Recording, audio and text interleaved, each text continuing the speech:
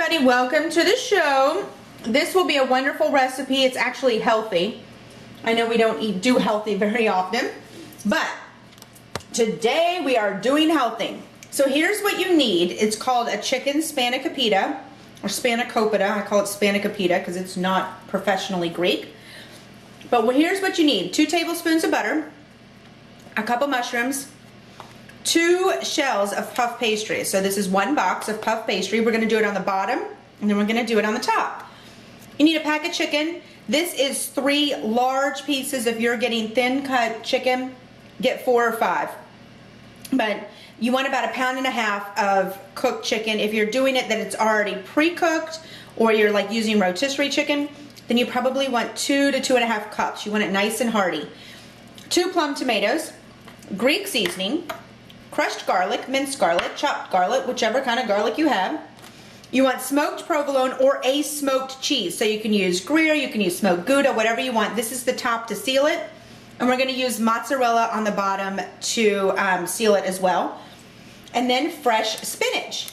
You need white wine and salt so that you can cook this chicken in, because we're going to cook the chicken before we put it in the shell so that it'll cook faster and it's fantastic. So let's get started. We're still cooking away. We just turned it. You can see the juices are there. This is going to be a great broth too if you want to save it and pop it in your ice cube tray like we suggest, so that when you're making some rice or veggies and add a nice flavor, this is the kind of broth that you can do that to, and it would be wonderful because it's got some seasonings, it's got some white wine, so, and of course it's the chicken broth. So we're just going to continue to cook it. While the chicken is finishing, my puff pastry is softening enough so I can mold it in. You basically just need it layered on the bottom of whatever pan you use. This is a 9 by 13 larger. It's disposable because again I'm taking it to work.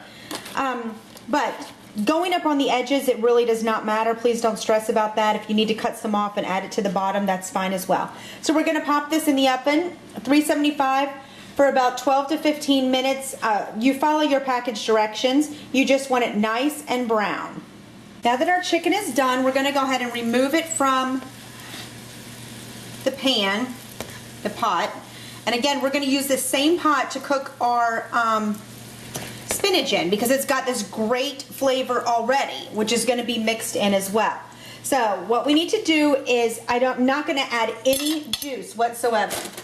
We're going to add the spinach, which you're going to do about 6 cups of spinach for this, because if you've ever used spinach, you know it cooks way down.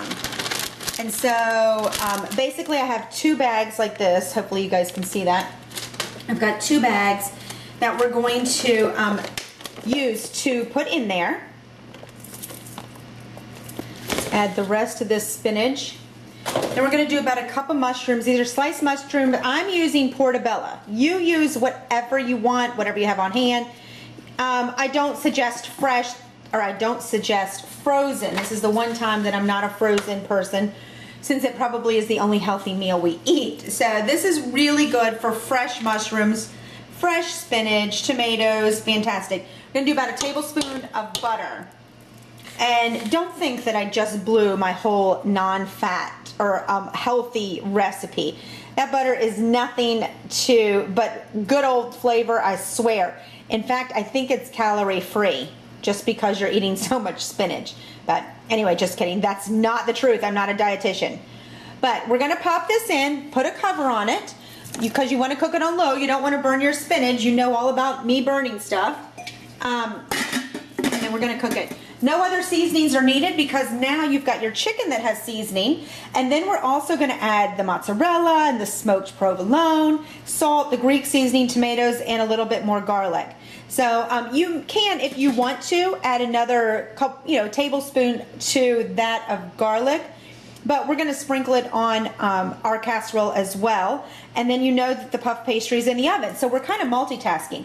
What we're going to do now is, again, I'm going to clean up my space because you know that when I start to see a mess, I start to freak out. I've got my little placemat here. And if you know me or you've watched any of my videos, I use these vinyl placemats just like this so that I can cut on them. But I can also clean up my mess very, very quickly. Not everything can be made in a bag. So we want to do with the tomatoes, while all of this is going on, We're just going to slice it, nice little slices, thin slices, because we're going to layer this in our dish. So very simple. Do the same thing, and 2 tomatoes. If you're not a fan of tomatoes, then do 1, because this is going to go layered in 2 times, just like this. And you want to cut it in nice thin slices, but not so thin that when you slice it to eat it, it just falls apart. At the same time, we're going to go ahead and start cutting our chicken. Now, this chicken probably, or maybe a little pink in the middle. That's okay, because we're going to cook it for another 40 minutes or 35 minutes. Oh, it's perfect. Ooh, look at that. Do you see that? Oh, you can't even see it. Hello, I need to move you guys over because this thing is tasty. Here, follow me, children. There. Perfect. Look at this. And we're just going to cut it just like that. You see how it starts to even shred? Perfect the way we cooked it. That's exactly what we're looking for. We want it just like that, so that when we put it in our dish, it's going to be so tasty. I mean, delicious. Is there another word for delicious? Delectable, divine, OMG. That's my other word. But we're going to just start to cut this, just like this, in nice bite-sized pieces that we don't really need a knife when we do it. And it just shreds apart. Love, love, love it. So this is what I'm going to do while I'm waiting for my spinach and my pastry to cook. The puff pastry has just come out, so let's multitask. While the spinach is still cooking down with the mushrooms, we are going to go ahead and layer the cheese on the bottom. That's what you do first. We're basically going to seal the deal by sprinkling with cheese. And this is going to be probably a cup. I'm a cheese person. I love cheese. We love cheese. So we're going to actually probably do maybe even 1.5 cups here. You can go ahead and push your puff pastry down because it probably is nice and plump. And I'm sure there's a technical term for that, but whatever. But we're going to push it down and put the cheese all around it. That way that it does not get too ooey gooey as everything else cooks. And let's go to the next step. What we're going to do next, and again, we're waiting for the spinach, but we can at least multitask. I'm going to sprinkle with my Greek seasoning. And literally just sprinkle, if it's probably, let's say 2 teaspoons, because I know I don't even measure this. You just want to sprinkle it so that the bottom layer has the flavorings, and then it will soak up. We're going to put the chicken, which you can see. Do a layer of chicken. There. Perfect. And you want to reserve some because we're hoping to do 1 more layer, and we should be able to, no problem. Now your pan may not be deep enough. If not, then go ahead and use all your chicken. We're going to do a layer of the tomatoes. You want to do about 3 across. Each one should have what I would consider 1 complete tomato. If it doesn't have it in this bite, don't worry, it'll be on the next layer.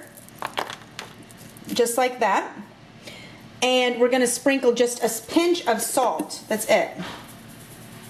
So do a teaspoon in your hand and just pinch, pinch, pinch. And now I'm stuck. I can't go any further until my spinach and mushrooms go. That spinach, that giant pot of spinach, came down to 1 little amount. I was going to say blob, but not very much to show. That's why you have to do so much. This I'm going to spread out, but make sure that you use a strainer. You see that I'm using this. So that I've already poured out the juices. You want to get the juices out so that you do not wet your puff pastry, because then it won't have that beautiful crust on the outside when you slice it. There's that. You put this in the sink. And then I'm going to use my fork to basically spread it out evenly so that every bite that I make, or that I take, will have a bite of spinach and then of course some mushrooms.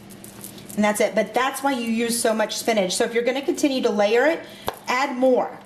I'm saying the 6 cups and a cup of mushrooms, but add more. Add what you want. But this is so tasty. Now I'm going to go ahead and add the rest of this chicken on top of it. Yum, yum. You see how this is starting to layer? Really pretty. We're going to add some more cheese. This is not the top though.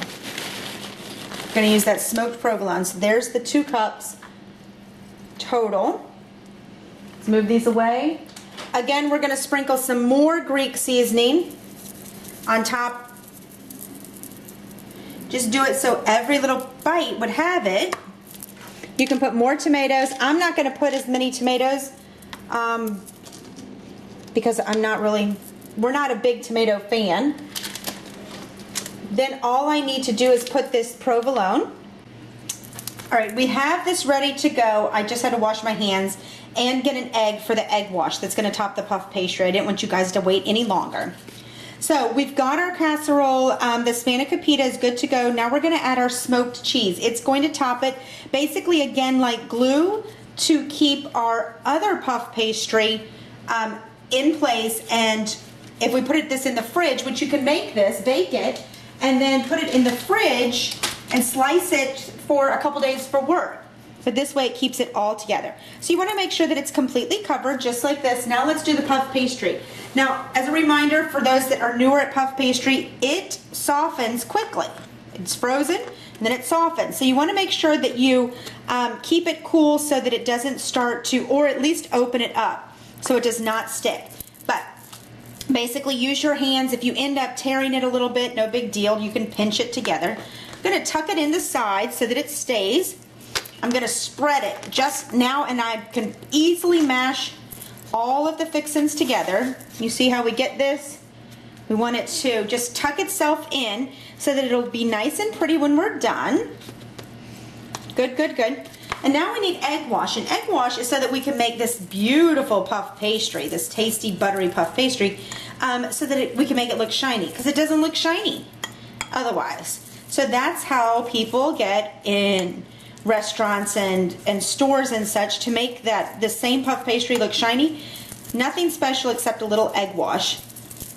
Make sure it's completely covered, because it would look quite silly if half of it had the egg wash and others did not. It would be like white and yellow.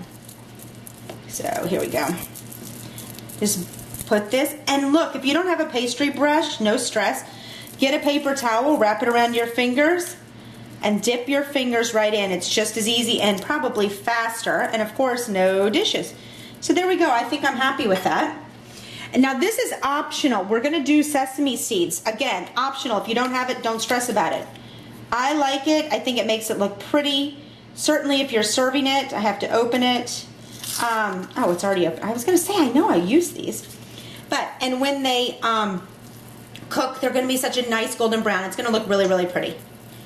There we go. That's it. So now guess what we're going to do? We're going to bake it. We're going to bake it at 375 for about 25 minutes. You just want to keep checking it, because you certainly don't want the top to burn. But let's go pop it in the oven. It's done. That's it. We're going to let it cool a little bit. You want to let it cool for about 10 or 15 minutes so that you can easily cut it without it falling apart. And again, you can put this in the fridge. This is a great meal to take to lunch. Put it in the fridge, just cover it up and slice off what you need, and pop it in the microwave for 2 to 3 minutes to reheat. Guys, thanks for joining us. Visit us at todaysliving.net for our blog. And don't forget, you can get your bag holder at facebook.com/bagholder or thebagholder.net. Happy holidays!